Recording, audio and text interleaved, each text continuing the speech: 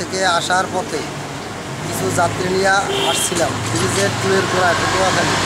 ওখান থেকে আমার কাছে টুলের লোক এবং টুলের বাইরের লোক এরা আমার কাছে টাকা দাবি করছে, চাঁদা, কিন্তু আমি দেই নাই। চাক্কু নিয়ে হাতে আমাকে ভয়ভীতি করে আমার কাছ থেকে টাকা দাবি করছিল। আমি টাকাটা দেই নাই, মাত্র 500 টাকা রাখছে আমার কাছ দিয়া।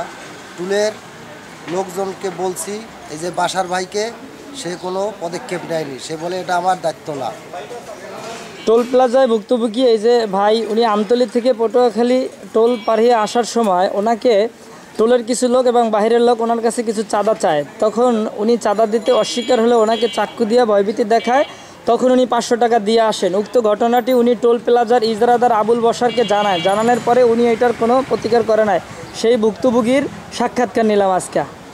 আপনারা যারা বলেন যে টোল প্লাজার ইজরাদার আবুল বশার তিনি অনেক ভদ্রলোক, তিনি যদি ভদ্রলোক হয় তাইলে তার লোকেরা অন্যায় করে সে তো সেটার বিচার করতো।